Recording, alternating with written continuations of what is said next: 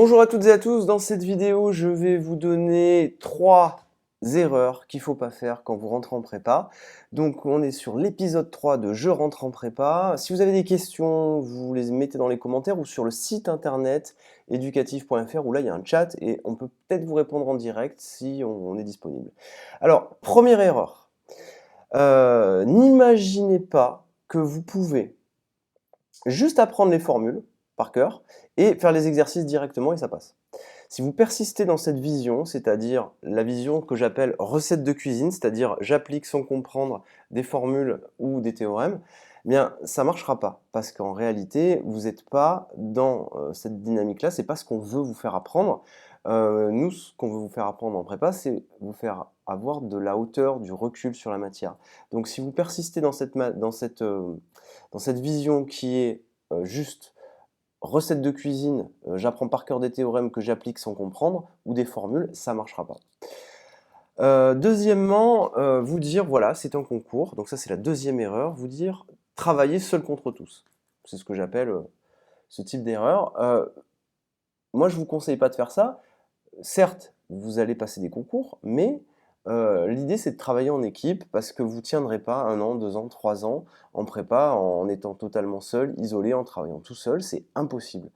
Et en plus, ça serait extrêmement désagréable. Donc, travailler seul contre tous, pour moi, c'est une erreur. Pour moi, faites-vous des amis, travaillez en groupe, en équipe, le week-end, les oraux, l'école, les DM, vous les faites ensemble, c'est plus sympa. Les après-midi passeront beaucoup plus rapidement. Et puis, honnêtement, ça sera des bons souvenirs et c'est plus agréable parce que voilà, c'est aussi une aventure humaine, quoi.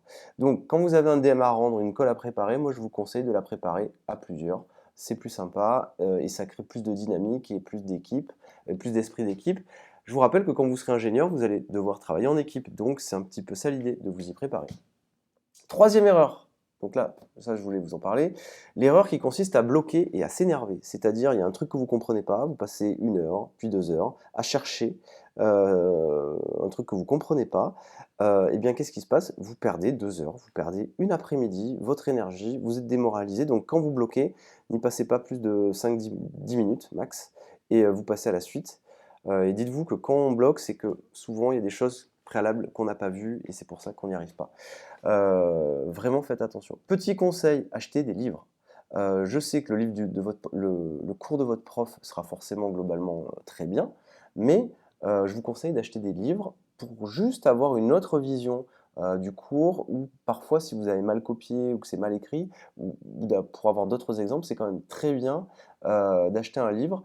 Aussi pour les démonstrations, moi ça m'a souvent aidé de prendre le bouquin et de lire la démonstration du livre, qui parfois était la même que celle de mon prof, mais qui était un peu mieux écrite, en fait, où il y avait plus de détails parfois. Voilà, donc moi je vous conseille de faire ça. Donc je vous rappelle les 3 erreurs, c'est-à-dire de se dire toutes les formules, je les apprends par cœur et j'applique tout comme des recettes de cuisine, c'est pas bon. Travailler seul contre tous, c'est pas une bonne idée. Et bloquer et passer 2 heures sur une question, c'est pas la bonne idée non plus. Voilà. Donc si vous avez des questions, vous n'hésitez pas sur éducatif.fr, le site internet, ou dans vos commentaires. Je vous remercie et à très bientôt pour un nouvel épisode de Je rentre en prépa. À très bientôt.